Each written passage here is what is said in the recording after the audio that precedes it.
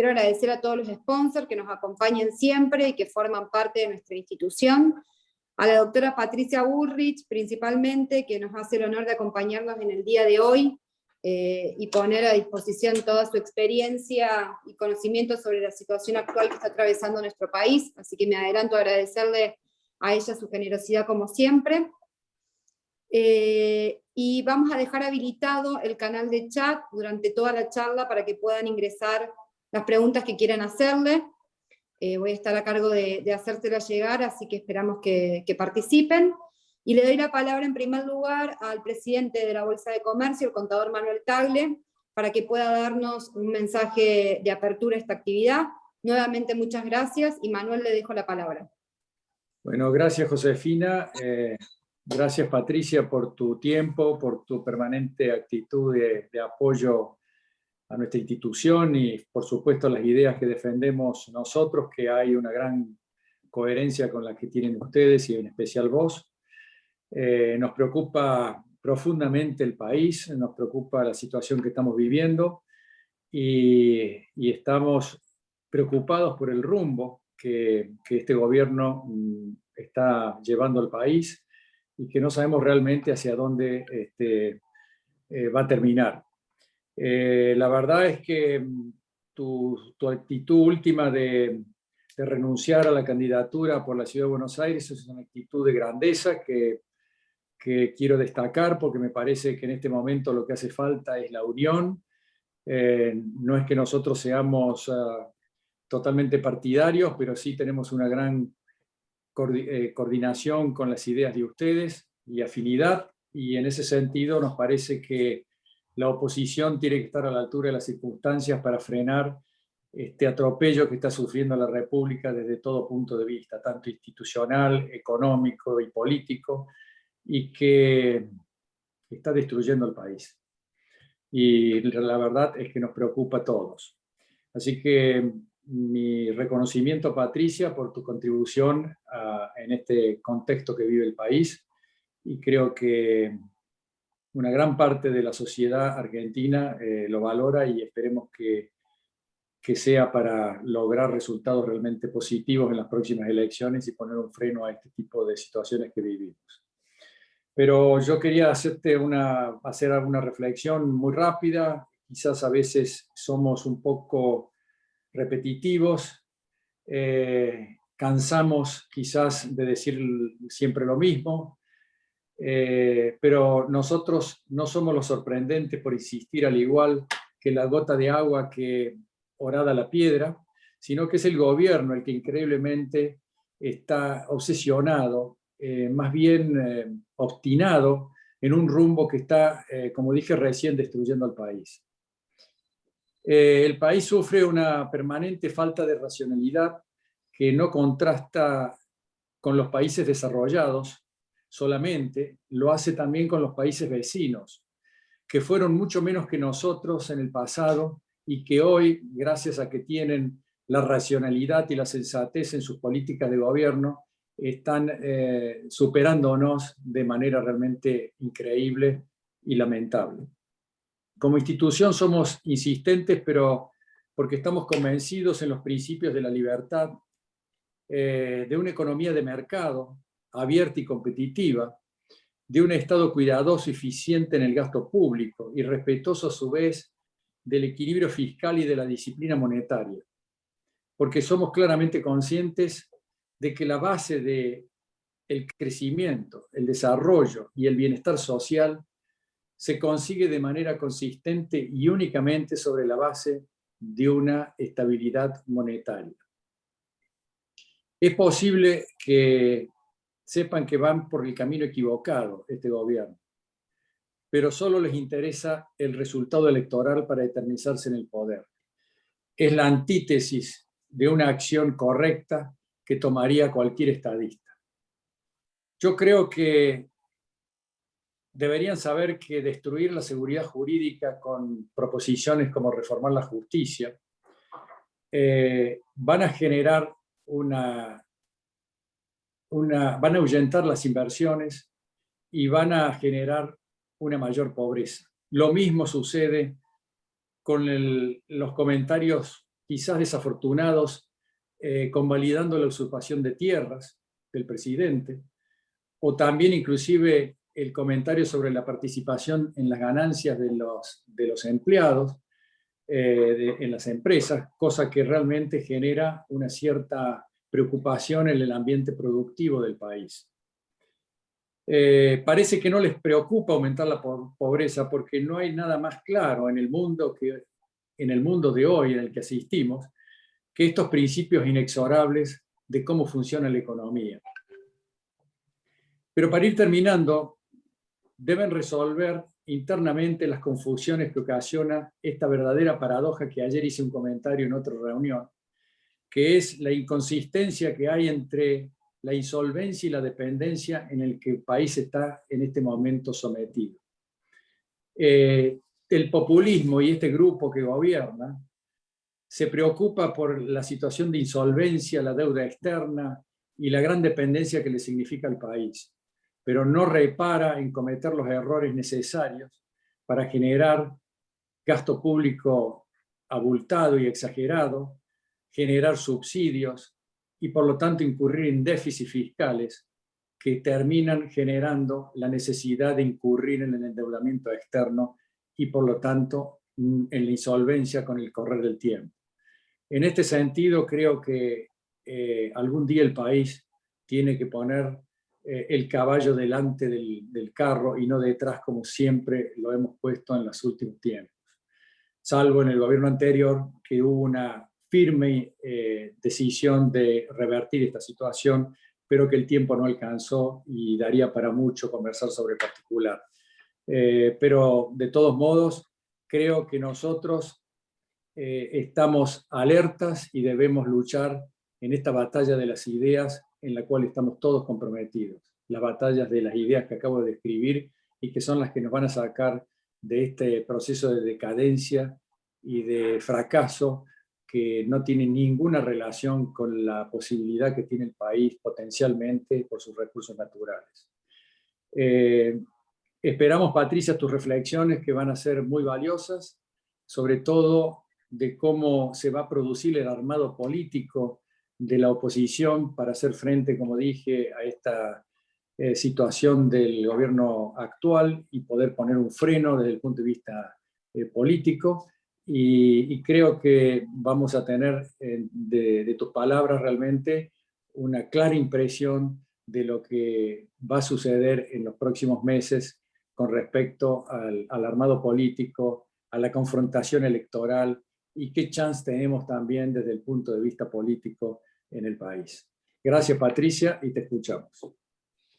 Bueno, muchísimas gracias por esta invitación, la posibilidad de estar aquí compartiendo con ustedes este momento de reflexión, y muchas gracias por tus palabras y hacia mí, y también tu reflexión, digamos, de lo que necesita la Argentina. Bueno, saludar a todos y cada uno de los que están participando en este Zoom. Bueno, en primer lugar, decirles que nosotros tenemos un primer objetivo, que es que el equilibrio que hemos logrado este año, con esfuerzo, que ha permitido que los principales proyectos que el oficialismo traían para cambiar la matriz republicana de la Argentina no han sido votados. Eso se debió al trabajo de nuestros senadores, diputados. Acá veo nuestros senadores, tanto Martínez como Laura, nuestra diputada Sober, no sé si hay alguno más que está por ahí. Y al gran trabajo que se ha hecho en el Parlamento, manteniendo ese equilibrio, a un trabajo de la sociedad enorme. Yo creo que la sociedad ha sido la gran protagonista de este tiempo, y la hemos visto en distintos momentos, saliendo a la calle, pero también defendiendo la educación, también defendiendo la propiedad privada, también defendiendo a las empresas, como fue el caso de Vicentín, y tantas más, generando movimientos inéditos en la historia argentina. Por ejemplo, nosotros hemos generado el movimiento antibloqueo. Ustedes saben que durante muchísimos años hubo bloqueos y esos... A ver, espérenme un minuto, voy a cerrar la puerta. A ver, un minuto. Guillermo, a ver.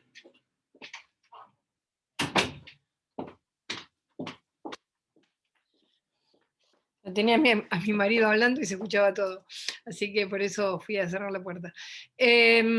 Bueno, y hemos hecho, por ejemplo, un movimiento antibloqueo, que es un movimiento que frente a cada empresa que la han bloqueado, hemos salido en su defensa, y hoy estuve, por ejemplo, con uno de los empresarios de una empresa acá en Villa Adelina, que la habían bloqueado y estaba diciendo, bueno, tengo que cerrar, lloraba, no sé, lo habrán visto por la televisión, y bueno, y realmente, digamos, su acción más la acción que llevamos adelante nosotros, le cambió algo que parecía que nunca se iba a poder superar. Si bien nosotros en nuestro gobierno impedimos prácticamente todos los bloqueos, ahora este gobierno volvió a la nada misma, ¿no? Lo mismo sucedió en el sur, con el movimiento de protección de las tierras, con la vergüenza que hace el gobierno de haber levantado, por ejemplo, la demanda contra la usurpación de tierras en el Parque Nacional de Villa Mascardi. Y así hemos estado en todos los temas, con la violación de los derechos humanos en Formosa. Y todos estos temas han generado, yo creo, una serie de resguardos institucionales importantes. El resguardo parlamentario, hoy no tenemos un procurador de la justicia legítima, gracias a esa resistencia. El resguardo de parte importante de nuestra justicia, la Cámara de Casación, que termina generando la condena a Lázaro Báez, y la gran participación que ha tenido la Corte Suprema de Justicia en el caso Vudú, primer vicepresidente condenado en la historia de la Argentina en la última instancia existente, que es la Corte Suprema, lo que desarmó la teoría del lawfare, que era el principal objetivo que tenía el kirchnerismo y Cristina Fernández de Kirchner, y creo que también hay que reconocerle a la Corte ese resguardo institucional de haber cuidado las instituciones y separar lo que puede ser el delito del intento de manipulación que hizo este gobierno, tratando de decir que en realidad eran presos políticos, como en la campe que tenemos ahora en la Plaza de Mayo, eran presos políticos y no personas que habían utilizado el dinero público en beneficio propio, ¿no? Creo que eso también fue muy importante. Fíjense ustedes que finalmente el lawfare dio resultado en Brasil. En Brasil anularon absolutamente todas las causas que tenía el expresidente Lula. Acá en la Argentina no pudieron. Entonces creo que todo esto lo que nos lleva es a plantear que este resguardo institucional, este bloqueo de alguna manera que hemos podido hacer en el Parlamento a proyectos de intento de cambio de la matriz, porque a ver, si uno discute en una misma matriz democrática, uno no bloquea todo, trata de dialogar con el otro, ¿no? Es decir, si ustedes miran Brasil, por ejemplo, y se dan cuenta que desde Fernando Enrique Cardoso hasta Bolsonaro, todos siguieron con determinadas políticas. Por ejemplo, la política de responsabilidad fiscal es una política que arrancó Fernando Enrique, que siguió Lula, que siguió Dilma, que siguió Temer y que ahora la sigue Bolsonaro. Es decir, la discusión en relación a la justicia o a las jubilaciones o a distintos temas en Brasil han sido llevadas adelante por todos los gobiernos. En consecuencia, y eso no quiere decir que no hay pelea, que no hay griterío. Ahora, la matriz productiva, todos la han defendido de la misma manera, algunos con un poco más de gasto público, otros con menos, pero no se ha generado esa destrucción que el populismo ha generado en la Argentina. En consecuencia, y esa destrucción institucional, de intento de copamiento, ¿no?, de colonización de todas las instituciones. Por eso creo que esta etapa de resistencia tiene ahora en esta elección un punto de inflexión muy importante. Ya se ha hecho famosa la frase de Mario Negri sobre que estamos a 7 diputados, ¿no? Es como generar un cierto pánico para despertar a la sociedad a votar. Y esta necesidad, porque en el Senado los cambios no van a cambiar, digamos, ni las mayorías, porque estamos lejos nosotros de esa mayoría, y tampoco nuestra capacidad de que no tengan los 2/3, que es fundamental, porque eso es lo que protege a la Corte Suprema de Justicia, al nombramiento hasta ahora del procurador, que se hace con una mayoría agravada. Es decir que, pero igual, para nosotros cada senador es un senador que hacia el futuro nos va a abrir el camino a un Senado distinto para el 2023, porque recuerden ustedes que desde 1983 hasta el día de hoy, el Senado siempre ha tenido el mismo dominio político del peronismo. Peronismo, menemismo, kirchnerismo A, kirchnerismo B, lo que está ahora siempre. Todas las leyes de este país, todas han pasado por un Senado que siempre tuvo mayoría peronista. Entendámoslo a eso, porque ese es uno de los temas concretos que es necesario trabajar, y por eso es tan importante también la elección de senadores.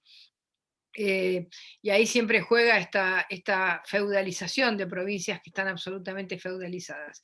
Entonces, primer objetivo, tenemos que lograr en estas elecciones mantener esta capacidad de impedirles el cambio de la matriz republicana de la Argentina.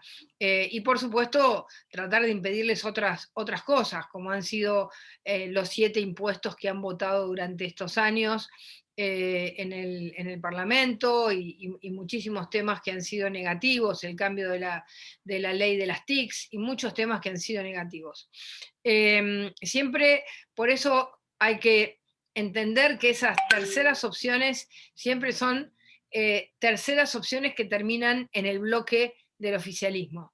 Entonces, ya lo hemos visto con Lavagna, no es la primera vez que lo hace. Lo hizo en el 2007 cuando fue candidato a presidente del radicalismo. Al día siguiente que terminó la elección se fue a verlo a Néstor Kirchner a Olivos. Lo volvió a hacer en esta elección, donde la mayoría de sus diputados votan. Ahora están un poquito más rebeldes porque saben que viene la elección, entonces empiezan a disimular un poco sus votos. Pero por eso es tan importante entender que votar a alternativas que buscan ser terceras alternativas en estas parlamentarias nos llenan de diputados que después venden su voto o negocian su voto. Que además genera un golpe a todo el Parlamento cuando se sabe que se negocian los votos, como el caso de este diputado mendocino que todos sabemos que negoció la defensoría de no me acuerdo qué, ahí me van a ayudar los diputados y senadores, una defensoría del consumidor, ahí me acordé. Entonces, este toma y daca que no nos sirve en este momento. Así que primer punto, es necesario votar. Segundo punto, nosotros defendimos las PASO porque siempre es un resguardo frente a los problemas. Ahora, tenemos que tratar de hacer la menor cantidad de pasos posibles. ¿Por qué? Porque la PASO es una discusión entre nosotros. Y con la angustia que tiene la gente, con la zozobra que está pasando el pueblo argentino, con la situación de la inflación, de la pérdida de trabajo, de la angustia porque no llega la segunda vacuna, de la eternidad que hemos tenido en la destrucción de nuestra economía, con la inflación, con el cierre de tantos negocios, de tantos emprendimientos grandes, medianos y chicos, con tanta gente que se ha quedado sin absolutamente nada, con el crecimiento de la pobreza, que nosotros discutamos entre nosotros parece como superficial. Y en consecuencia, digamos, yo por eso tomé la decisión. Yo en realidad no quería ser diputada, porque fui 3 veces, y porque además, bueno, es como que uno dice, bueno, ya fui diputada 3 veces, después fui ministra, volver ahí, no estoy, y cada 10 minutos me mandan un mensaje, me dicen, fulano habló de vos, te pegó, ahora que está el jefe de gabinete allá, y si estuviera allá, ni hablar. Pero bueno, eso yo ya tengo el cuero duro, no me preocupa, sino que lo que sí me preocupa es la necesidad de poder recorrer todo el país, de generar un fortalecimiento de nuestras instituciones partidarias, de la participación ciudadana, del compromiso. Y por otro lado, una cosa muy concreta. Si yo como presidenta del PRO me enfrento al jefe de gobierno, el único gobernador que tiene mi partido, estaría dando un mal ejemplo. Entonces decidí tomar una decisión. Muchos me dijeron, pero lo hiciste mucho antes de las elecciones, eso no se hace, eso se hace en los cierres. Bueno, eso es lo tradicional. Yo justamente quería salir de lo tradicional y mostrar seriamente que quería generar un renunciamiento a una elección en la que nos está discutiendo la conducción del país. Esa sí me parece que es una elección que si hay matices en una en una coalición como la nuestra, sí es bueno que esos matices se discutan para que la gente elija qué tipo de conducción quiere para el país. Pero no me parecía que era esta elección. En consecuencia, tomé esa decisión. Ahora, ¿qué voy a tratar de hacer de acá el 24 de julio? Primero, lo primero que vamos a hacer es garantizar que en los 24 distritos esté Juntos por el Cambio. Y esa es una decisión de la Mesa Nacional de Juntos por el Cambio. Nadie puede decir me voy por afuera, no estoy, si no me gusta lo que me toca me voy. Y bueno, nosotros tenemos que preservar esta herramienta tan potente que hemos construido, que salió con el 41% de los votos, que yo creo que hoy tenemos mucho más, que ha tenido sus buenos y sus malos momentos, pero que se ha mantenido unido, algo que el peronismo no esperaba, o el kirchnerismo, como le quieran decir. Ellos no esperaban que nosotros tuviésemos la inteligencia de mantenernos juntos. Por eso ahora viene una primera etapa que es cerrar las alianzas, y luego viene una segunda etapa que es tratar de lograr la mayor cantidad de listas de unidad para no discutir nosotros contra nosotros. Porque esa discusión nos va a dejar heridas, porque necesariamente es así, y además porque la gente va a decir, ¿y de qué están discutiendo? Si son todos del mismo equipo. Bueno, nosotros hoy no estamos como, quizás cuando estábamos en el gobierno teníamos una mayor verticalidad, porque de alguna manera el gobierno ordenaba un poco. Ahora estamos haciendo un ejercicio democrático de que en estas decisiones de las listas en todo el país nos tenemos que arreglar entre nosotros sin un eje ordenador, que es bueno, porque es una práctica de cada uno, donde cada uno tiene que pensar íntimamente qué es lo mejor y tratar de lograr la mejor oferta electoral para el país. Así que también intentaremos lo mismo en Córdoba, que lograr una posibilidad de unidad para nosotros es importante, porque es una provincia en la que tenemos muchos votos, mucha gente que nos sigue, y en consecuencia tenemos que dar una respuesta a la altura de la cantidad de gente que confía en que nosotros somos la salida para el país. Y por eso creo que es importante lograrlo. Haremos todo el esfuerzo posible. Y si no lo logramos, estamos escribiendo un reglamento de ética en las elecciones para que realmente haya un fair play, para que las elecciones sean sin insultos, sin agravios, sin carpetazos, sin juego sucio, ¿no? Que sean con juego limpio, en donde haya elecciones, que sean mirando a la gente y no mirando al otro y tratando de destruirlo, porque cualquier capital que digamos, cuando se enfrentan dos, y esa es otra de las cosas que yo pensé, uno queda anulado. Y nosotros hoy estamos como River cuando tuvo que llevar a Enzo Pérez al arco, ¿no?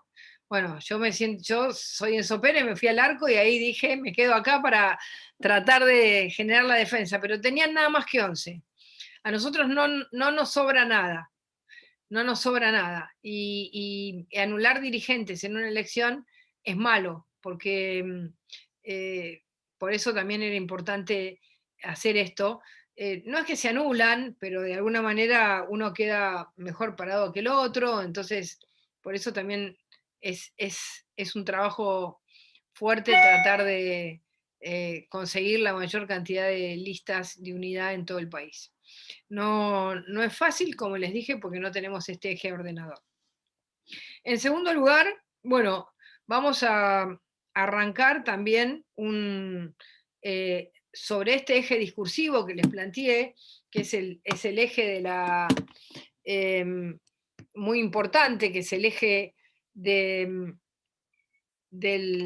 la resistencia republicana, ¿no? Para ponerle un nombre, la RR. También vamos a comenzar esta es una campaña que yo la defino con freno y acelerador. El freno es frenar los intentos hegemónicos del partido del poder, ¿no? Que se cree siempre el partido del poder.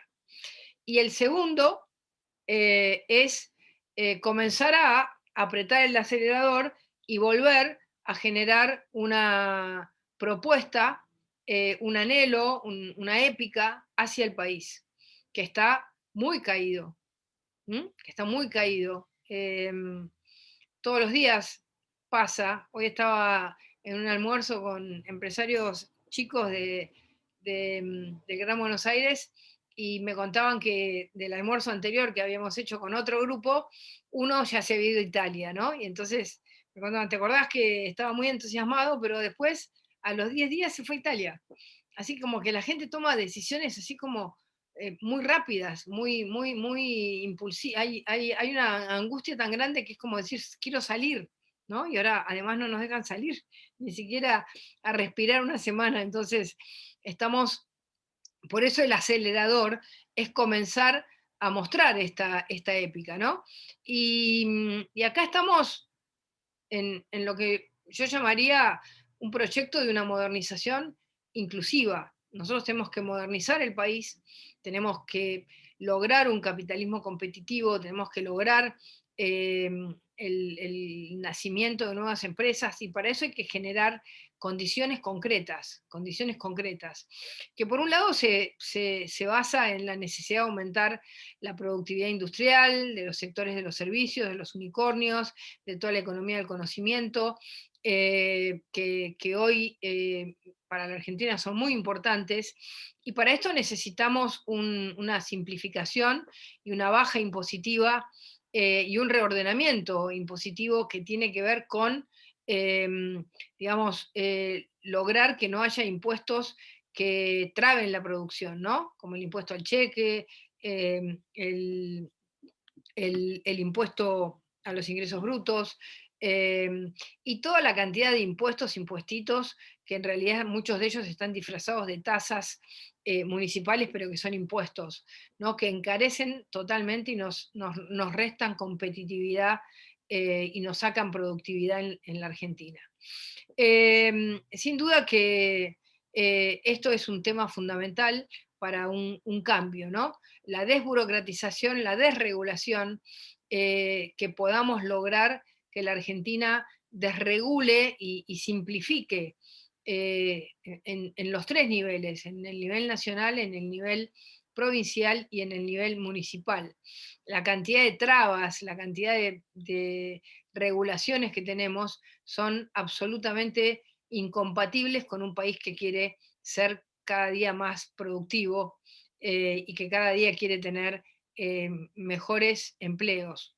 Ustedes que son muchos de ustedes empresarios, o la mayoría, saben perfectamente que el salario depende del nivel, de la productividad. A baja productividad, más bajo salario. A más alta productividad, más posibilidad de tener un mejor salario para los trabajadores. Bueno, esto parece que muchos de los actores del mundo empresarial, acostumbrado a vivir del Estado, o de los sindicatos acostumbrados a generar muchas veces condiciones hasta de cierre de las empresas, no entienden que es absolutamente necesaria esta realidad.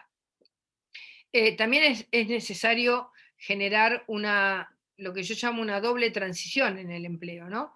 Por un lado, hay que reconvertir totalmente la asistencia social. La asistencia social está achatando a millones de argentinos, los está dejando en la pobreza y les recrudece la pobreza, porque la transferencia de dinero, y ya está demostrado porque lo estamos haciendo hace 20 años, la transferencia de dinero no saca a la gente de la pobreza.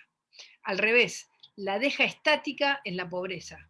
Es el peor error, y en nuestro gobierno fue un enorme error no haber cambiado esto hacia un sistema de empleo que todos a mí me dicen no hay empleo. Yo no estoy de acuerdo con eso.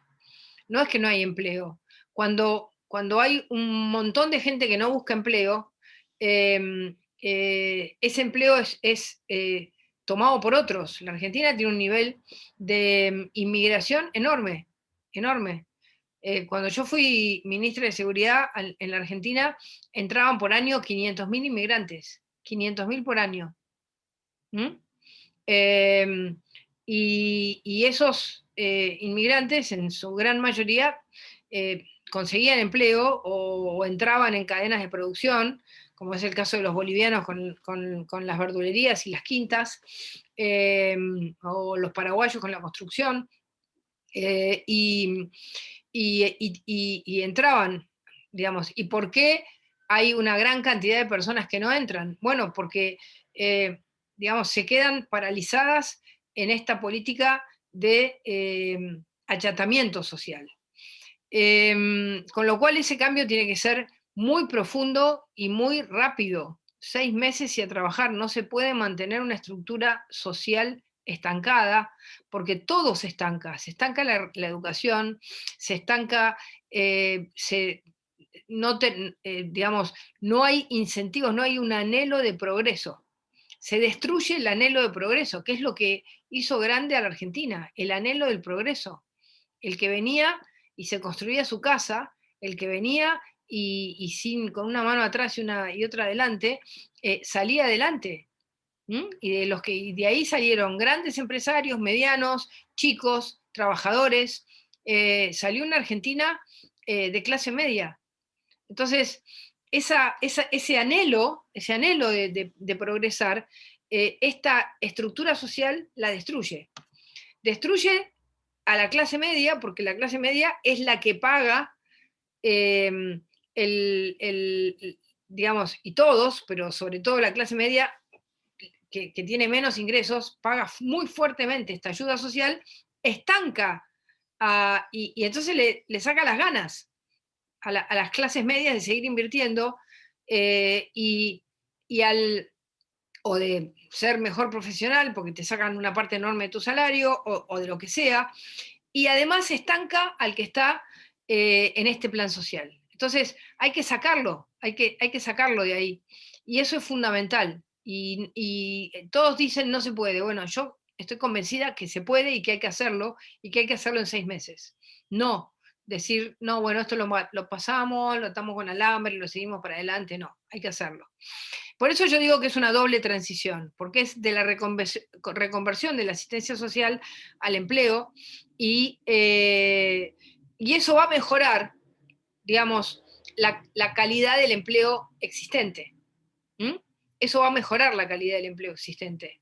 El hecho de que haya más competencia por buscar empleo. Entonces es como una doble transición bien interesante. Otro tema que quiero hablarles es de la necesidad de la desurbanización de la Argentina.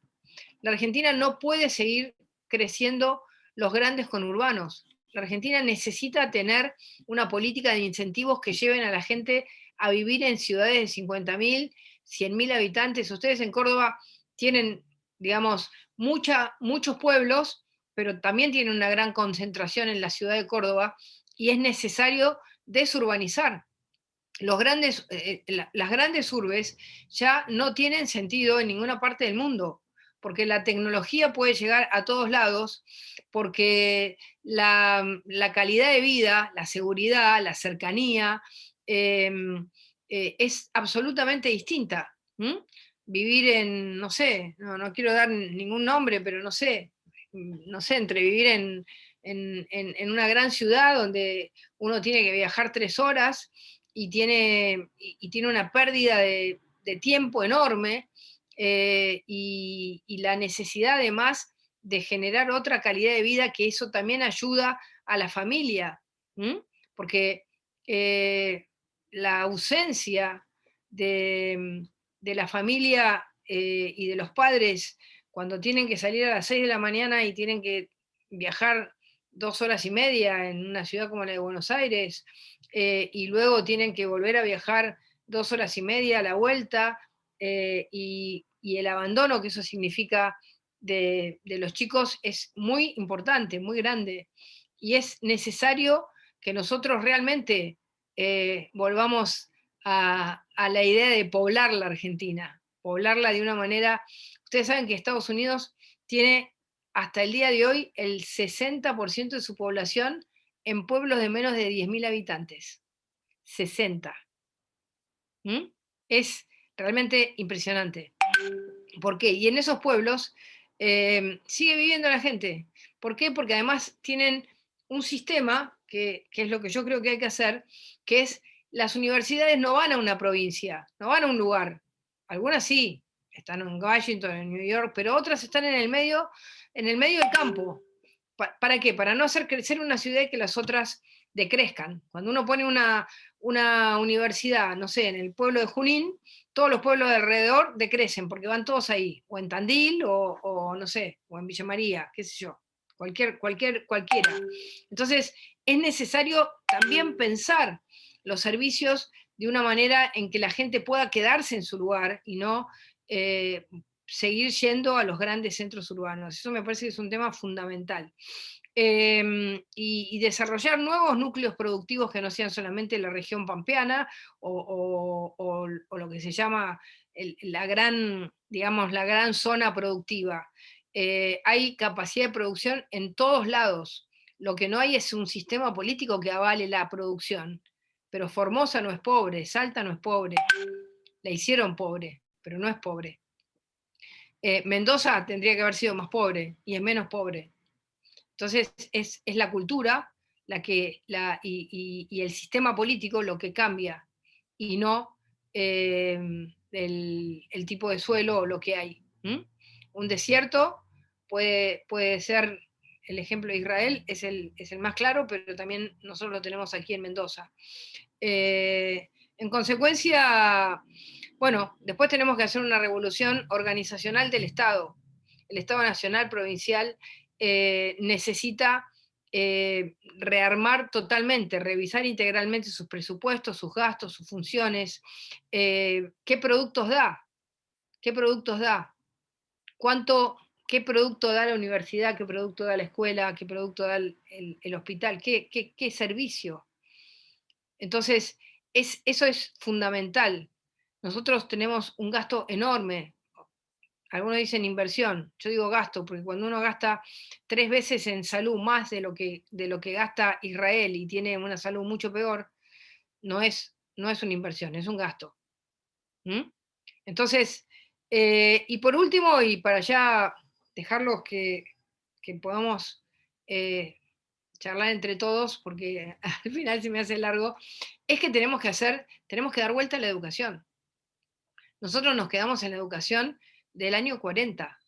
El secundario no te lleva a ningún lado, te lleva solamente a la universidad. Ese modelo francés de que el secundario solo te lleva a la universidad, que no hay trayectorias laborales, que no hay capacidad de carreras cortas, que nosotros tenemos mucho más medios abogados, medios médicos, en vez de tener un ayudante de terapia o un procurador o un ayudante de estudios jurídicos, tenemos, digamos, una base de entrada a la universidad y una base de salida que es realmente deplorable.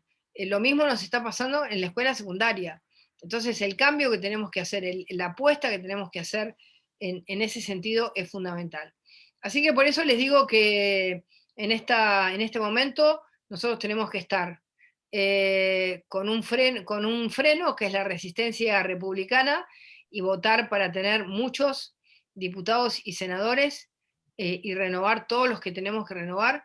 Y en segundo lugar, comenzar a pensar y a soñar que podemos cambiar la Argentina y que para eso les quiero decir una sola cosa más. Hay que tener valentía. La Argentina no sale con gente que repite, que no se anime, ¿no? Nos tenemos que animar. Y nos tenemos que animar como nos estamos animando con el antibloqueo. Bueno, desde el Estado eso es mucho más fácil. Nos tenemos que animar a que no nos bloqueen más la posibilidad de un país productivo, con trabajo, con empleo, con educación.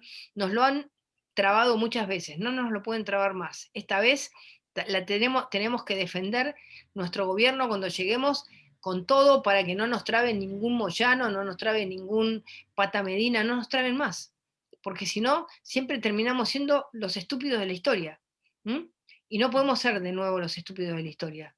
Porque entonces ya dejemos que gobiernen ellos y chau, les regalamos la Argentina. No se la regalemos. Vamos, dale. Gracias. Muchas gracias, doctora, por su exposición y su claridad, como siempre. Invito nuevamente a la gente a poner sus preguntas en el canal de chat y mientras tanto voy comenzando con algunas.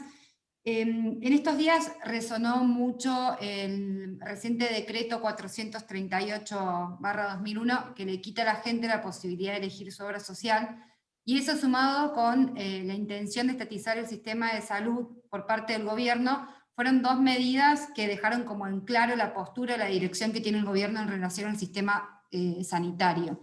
¿Qué lectura tiene usted sobre esto?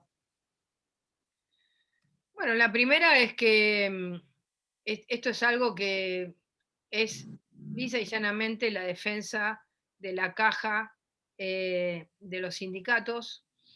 Hace muchos años que lo vienen pidiendo y es lamentable porque los trabajadores podían optar por una obra social que les diera los beneficios que ellos consideraban importantes y realmente tener que quedarse en una obra social, quedar atrapado, monopólico, cuando hubo un montón de obras sociales que lograron realmente generar una oferta mucho mejor para los trabajadores, es la típica de los sindicalistas, ¿no? Negocian para ellos y destruyen la vida de los trabajadores. Esta es la típica.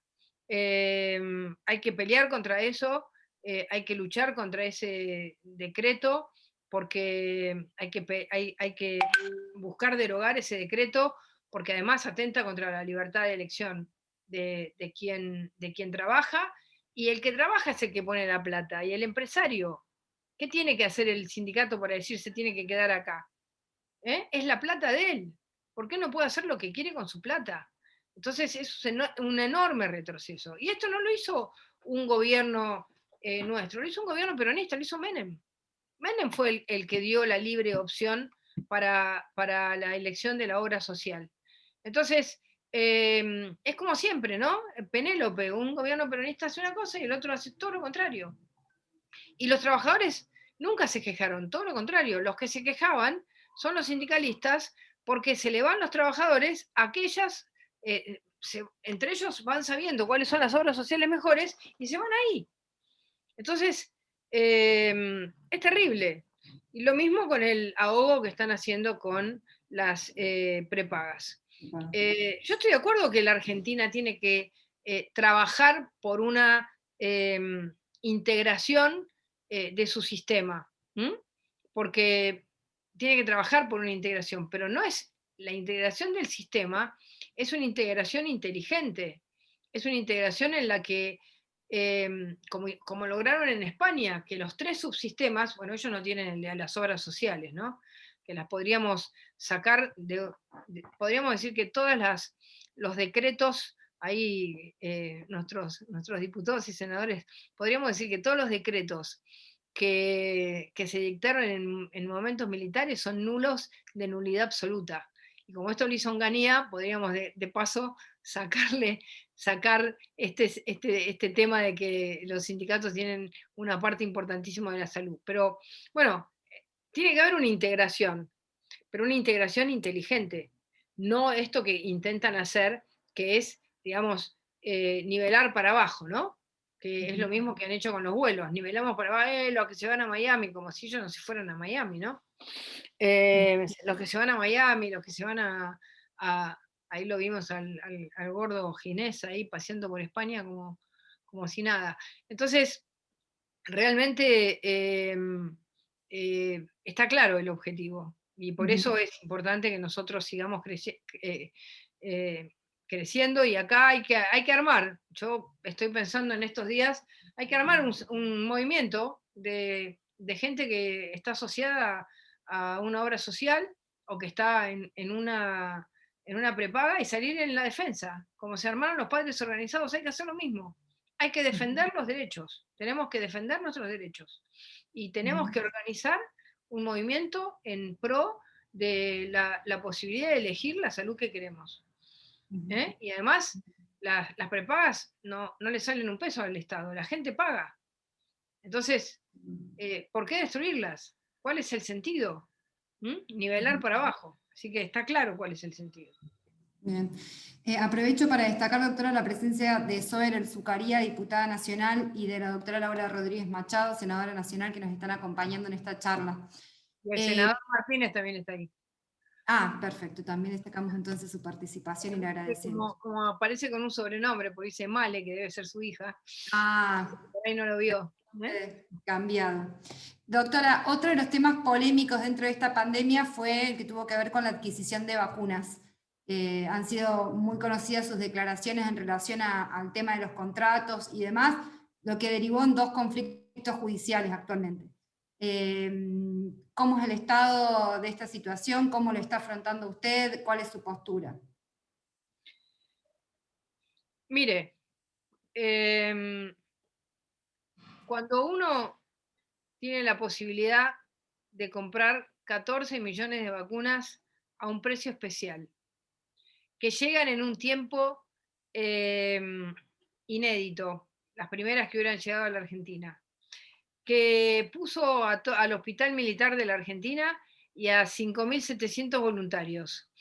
Tiene el 27 de julio el contrato en su escritorio y no lo firma.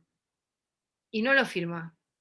Y no solo no lo firma, sino que después hace una ley para que no se firme de ninguna manera, poniendo la palabra negligencia.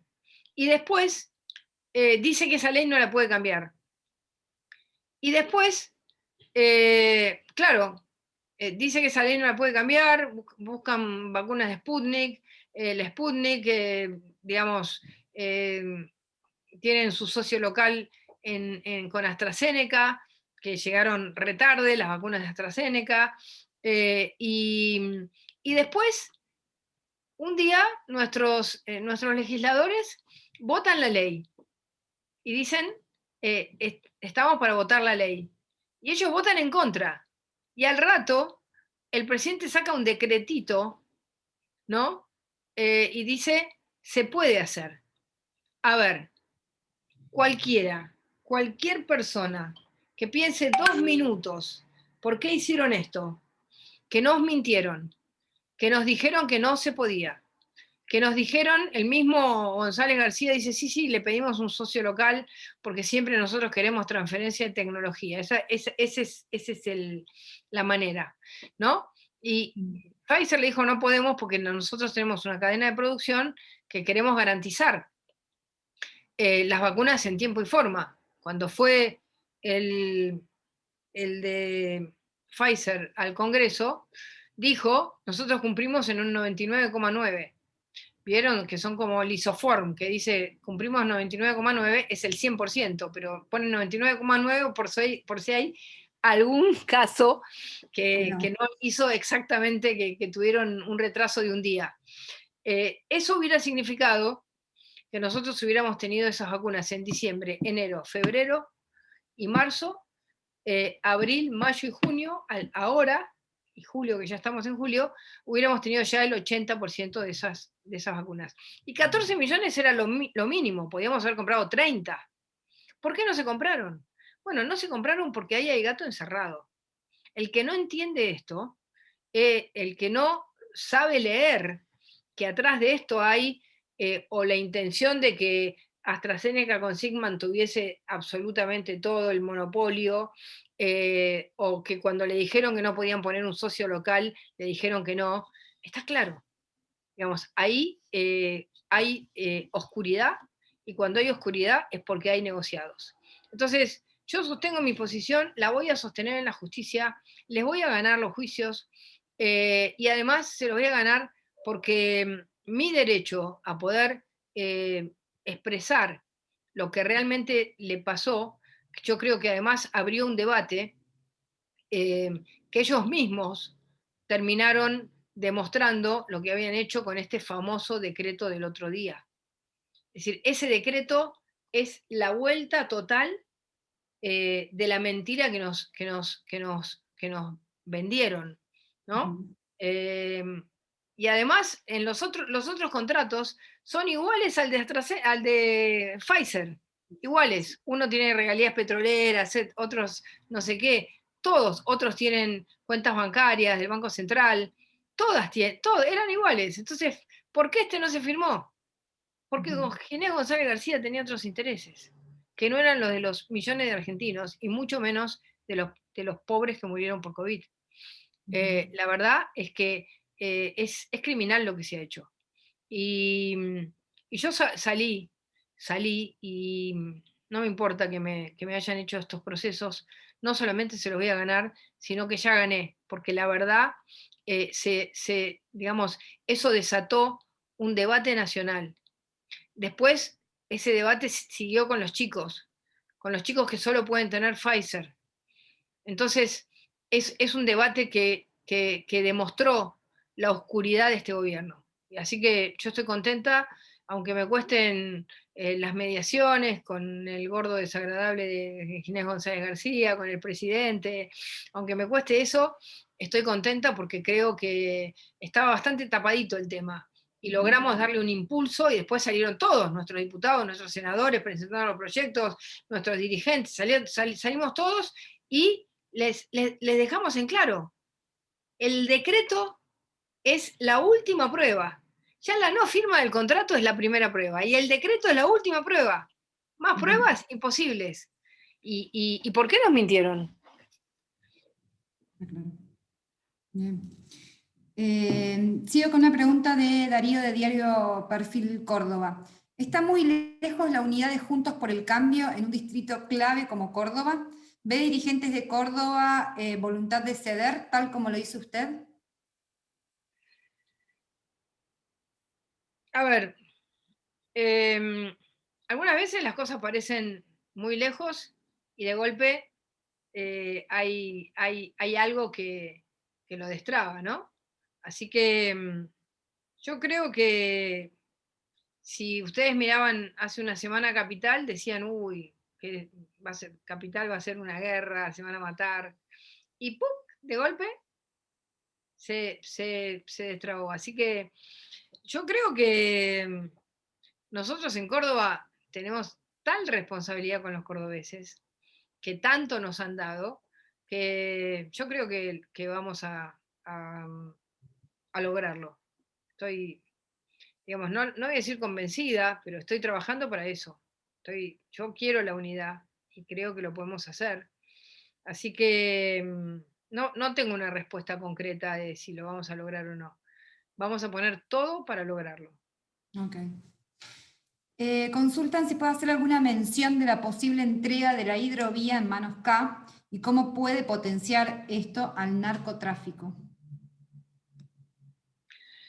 A ver, el primer problema con la hidrovía es que la hidrovía es la principal salida de las exportaciones argentinas. El problema del narcotráfico, en general, está mucho más arriba. El narcotráfico está más en la zona, digamos, que todavía no es exactamente hidrovía. El narcotráfico está en la zona de Corrientes, está en la zona de Misiones, o si no, viene por Salta, que viene de Bolivia y de Perú. En nuestros 4 años nosotros no tuvimos ningún reporte de algún barco que haya llegado a Europa que haya tocado puerto argentino. Hubo varios reportes de Uruguay, del puerto de Montevideo, y varios reportes de San Pablo. Es decir, que nosotros cuando las barcazas tocan puertos argentinos, somos muy serios, pero también hay que entender que las empresas que están en esta tarea son empresas serias, que cuidan mucho, que tienen muchos protocolos de seguridad. El problema de la hidrovía es que no sé qué Máximo qué cree, que con una pala va a acabar la hidrovía. Yo he pasado días en que la prefectura me llamaba y me decía, la cota está a tantos metros. Y entonces vamos a tener que poner a los barcos de la prefectura para que no se muevan 1 milímetro para un lado o para el otro, porque si salen de la cota, si salen del lugar más hondo, se quedan. ¿Y se acuerdan el otro día lo que fue el canal de Suez, que se quedaron? Un barco se atascó, lo que tardaron en sacarlo como 4 días. Bueno, la prefectura me llamaba y me decía, la costa está baja y entonces el desastre que nos puede pasar es terrible, entonces ponían los barcos de la prefectura, iban acompañando a las barcazas para que no se corran de la hidrovía cuando está baja. Imagínense lo que van a hacer. Hay 5 empresas en el mundo que hacen ese tipo de dragado. ¿Y qué vamos a hacer? No sé, Máximo con una palita, tragando eso. Administrado, ya están creando un ente, ya crearon otro ente estatal. ¿Cuánta gente van a meter ahí? Ya crearon una comisión de control. ¿Qué va a controlar en una comisión parlamentaria de hidrovía? ¿Qué va a controlar? Las empresas, todas las empresas, tienen empresas de control de calidad, de control del narcotráfico, son muy cuidadosos con el tema han sido todos muy cuidadosos con el tema sobre todo del dragado, que es lo más importante.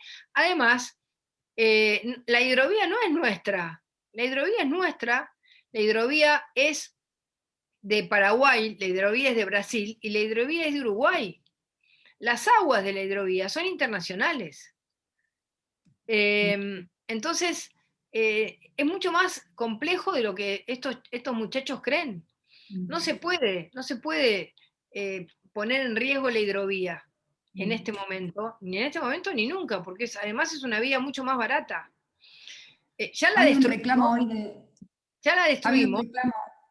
Hoy del presidente de la calle Pou, hablando de la necesidad de trabajar de manera en conjunto en relación a la hidrovía, y deteriora cada vez más el vínculo comercial con el Mercosur, con las declaraciones de Uruguay. ¿Qué opinión tiene de eso?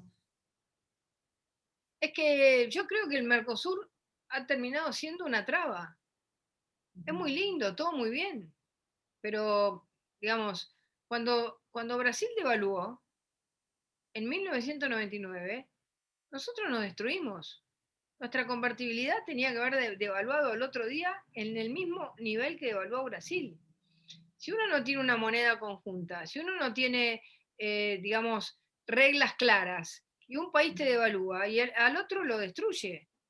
Y Uruguay, tardamos 20 años en firmar un acuerdo 20 años. Entonces, ¿y Chile cuántos hizo en este tiempo? ¿Y la Alianza del Pacífico cuántos hizo? Entonces, o hacemos un Mercosur inteligente, o el Mercosur termina siendo una traba. A ver, yo les voy a contar, por ejemplo, Bolivia no está en el Mercosur, ¿no? Bueno, nosotros de acuerdo al Mercosur tenemos que tener fronteras abiertas. Nosotros hicimos un decreto que ahora lo anularon, que era que por lo menos el que era delincuente, que tenía antecedentes, no entrara. Pero por el Mercosur tenemos fronteras abiertas. Ahora, Bolivia no deja entrar a los argentinos. Si no tienen residencia, plata o trabajo, no entran los argentinos a Bolivia. Entonces, y nosotros tenemos que dejar entrar a todos porque en el Mercosur tenemos fronteras abiertas. Entonces, ¿cómo es? No hay reciprocidad. El Mercosur fue una buena idea mal implementada. Entonces, o la implementamos bien, o salgamos nosotros también a hacer acuerdos comerciales. O no podemos hacer nosotros acuerdos comerciales. Yo creo que es fundamental reconvertirlo y tener ciertas reglas, porque esto que yo les cuento de la convertibilidad, a nosotros nos costó años digamos, nos costó la caída de la Argentina. Y fue un 35% de devaluación que nosotros, digamos, bueno, quizás había que haber tenido la valentía de ir de una convertibilidad de un 1 a 1 a 1.3 o 1.4. No se hizo, no importa, pero lo que digo es que no hay reglas. Entonces las reglas nos traban y las reglas que nos tendrían que ayudar no existen. Entonces, o lo reconvertimos o lo matamos, porque ya está muerto. Yo fui durante los 4 años de ministra a las reuniones de Mercosur. No pasaba nada. Cada vez que había propuestas, eran una burocracia total. Nosotros siempre íbamos con propuestas. ¿Por qué? Porque, a ver, si las personas que al final uno termina haciendo las cosas por fuera de la estructura formal del Mercosur. Nosotros trabajamos mucho mejor con los ministerios de seguridad de Uruguay, de Paraguay, con los prófugos, con los problemas fronterizos y demás, los problemas del tráfico de drogas o lo que fuera, con los ministerios que con el Mercosur. Porque con el Mercosur llevábamos ideas, iban a una comisión, de esa comisión a otra, de esa la no sé qué, la tenían que votar todos los países, y todos los buenos proyectos quedaban en la nada. Finalmente lo hacíamos país. Entonces, hay que hacerlo, hay que renacerlo, hacerlo renacer o no, pero hay que tomar una decisión. Hoy como estamos no nos sirve. Bien. Sigo con las preguntas del chat. ¿Cómo cree que puede volver la credibilidad y la confianza en la economía del país para que los inversores y los empresarios apuesten a este país? Bueno, bajo 7 llaves, porque uno no lo puede decir ahora, ¿no? Pero lo primero es un golpe antiinflacionario contra la inflación. Eso es fundamental. Yo creo que los inversores van a volver al país después de un tiempo largo. Primero, nosotros tenemos que lograr la confianza de los argentinos. Y eso se hace con un fuerte shock antiinflacionario y todas las medidas que yo les dije de reorganización del Estado, de desregulación, de los cambios laborales que hay que hacer, todas hay que hacerlas rápido, todas juntas. Después arreglaremos, pero todas juntas. Yo creo que eso es lo que nos va a dar confianza. Después el camino, si uno muestra el camino, después la gente te sigue. Por lo menos es lo que a mí me pasó en los lugares donde a mí me tocó ser, digamos, en puestos ejecutivos. Digamos, cuando vos mostrás el camino no te piden todo. Yo no hice todos los cambios de seguridad que hubiera querido hacer. Pero mostré un camino. Cuando uno muestra un camino, te siguen. Entonces, ese camino es el que hay que mostrar. que la Argentina es previsible, que se puede invertir, que es fácil, digamos que hay que facilitar la entrada al empleo y facilitar la salida. No podemos seguir con estas indemnizaciones que te llevan la mitad de tu capital o en algunos casos el 100% del capital. Hay que generar cambios muy fuertes, como dije antes, en las regulaciones. Hay que trabajar para que estén alineadas las provincias y los municipios. Hay que ir generando cambios en la cantidad digamos, hay que hacer que el empleo público tenga la misma ley que tienen los empleados privados. Hay que terminar con dos leyes totalmente distintas. Uno tiene un trabajo para toda la vida y el otro está que si no se puede. Hay que modernizar todo eso y hay que hacerlo rápido. Hay que hacerlo rápido. Para generar un shock de confianza. Y después van a venir los inversores extranjeros. Primero, los inversores argentinos. Eso me parece importante. Doctora, ¿qué grado de temor existe al fraude electoral? Y si contamos con las herramientas para controlarlo, en particular si no se controla el correo. Yo creo que sí, yo creo que no hay, digamos, la Argentina siempre se habla de fraude, pero nunca ha habido algunos casos, una vez en Santa Fe, que aparecieron unas quemadas. Lo que hay es que las elecciones se han convertido en un digamos, nosotros teníamos lo que se llamaba un sistema de confianza, ¿no? Cada partido ponía su fiscal, los fiscales se hacían amigos, no se robaban boletas, y hemos pasado a un sistema de desconfianza, se roban boletas, te esconden tu boleta. Entonces, ¿qué necesitamos? 100.000 ciudadanos que estén el día de la elección dispuestos a fiscalizar. Eso es lo más importante. Cuidar nuestros votos. Los votos, no solo los nuestros, los votos de todos los ciudadanos. Así que empiecen a hacer listas y a ver cuántos junta cada uno en cada lugar, porque es lo que necesitamos para una elección en todo el país. Acá en la siguiente pregunta, doctora, la colocan en el rol de presidenta del país y le consultan si estuviera en ese cargo, ¿haría intervención estatal en el mercado para combatir las prácticas abusivas? Yo creo que las prácticas abusivas hay que hacerlas a través de un organismo que sea muy transparente, digamos, no la intervención estatal, sino el organismo que se había creado, que nunca se puso en marcha, que es un organismo, digamos, que es, digamos, antitrust. Un verdadero, digamos, existe, pero no hace nada. Yo creo que es importante que haya competencia, creo totalmente en la competencia, y pienso que hay que poner en marcha ese tribunal, que tiene que ser elegida gente con condiciones de autonomía total, de independencia total, y que ahí se tienen que presentar los casos de abuso y tienen que ser tratados absolutamente de manera rápida. Hay casos que llevan 6 años ahí, con lo cual es una mentira. Y por eso es muy importante que eso que nunca se puso en práctica y nunca se puso en marcha, lo pongamos en marcha con gente absolutamente independiente. Me parece que esa es la manera. Pero sí, creo en la competencia y creo que los mercados monopólicos encarecen totalmente el costo argentino. Y no son positivos. Aprovechando la pregunta de elecciones 2023, ¿se ve en esa oportunidad postulándose en algún cargo o la decisión que tomó piensa mantenerla hacia las elecciones del 2023? No, el 2023 me presento. A Bueno. esa sí, porque esa es una discusión de modelos, esa es una discusión de actitudes, de conductas. Esa no es una discusión por un cargo, esa es la discusión por cómo se va a conducir el país. Y esa sí es una discusión que vale. Así que ahí, no. Aparte ya lo dije en mi carta dije, voy derecho a esa. Bien, Perfecto.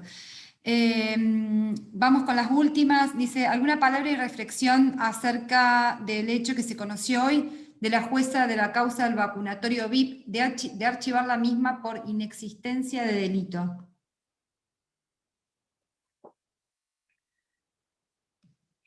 ¿Qué decir?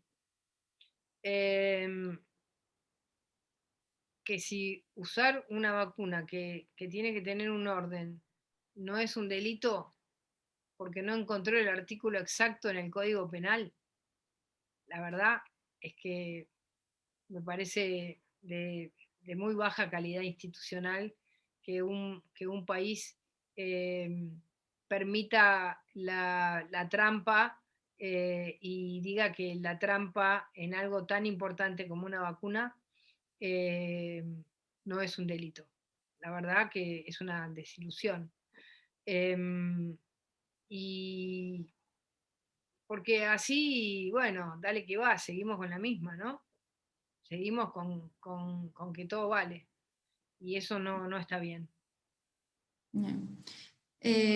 Vamos con la última entonces, que es también un poco una reflexión. Dice, para los que no estamos en el manejo de los partidos políticos, se hace muy difícil entender que lo que se discute hoy en la principal fuerza de la oposición sea si va de candidato en Cava una ex gobernadora de Buenos Aires y el vicejefe de gobierno de Cava como candidato en provincia de Buenos Aires. No comments, como dicen los americanos. Ok. Bueno, doctora, eso de mi parte es todo, le agradezco muchísimo su predisposición, su generosidad, siempre muy predispuesta y con una voz muy fuerte en este contexto. Voy a darle la palabra al contador Manuel Tagle para que haga un cierre final de la actividad. Manuel, ¿nos está escuchando? También quería saludar, porque saludé a los de Juntos por el Cambio. Por favor. Sebastián García Díaz y Seba, ¿cómo estás? Sí, Patricia, tenés un auditorio bastante completo y hemos estado muy entusiasmados con todas tus opiniones.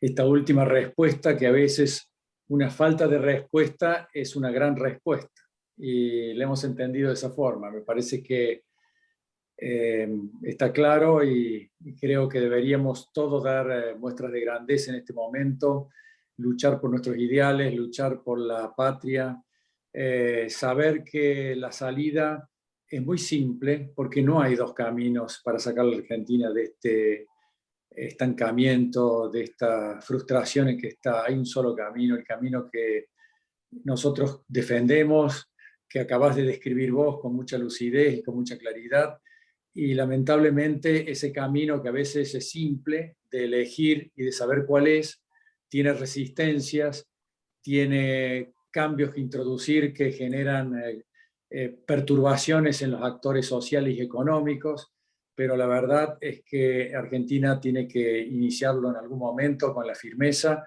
El gobierno anterior intentó, hizo grandes transformaciones que fueron valoradas en general, y quizás le faltó tiempo para concluir con un proceso que era razonable, pero que también se cometieron algunos errores quizás en la velocidad con que se hacían las transformaciones, pero creo que no es fácil gobernar, y más en un país con tantas décadas, más de 75 años en que llevamos con un populismo enquistado en la sociedad argentina, y que todos tenemos que luchar para aclarar estas ideas, para que la gente sepa cuál es el camino y que cuando haya que tomar esas decisiones, la sociedad acompañe.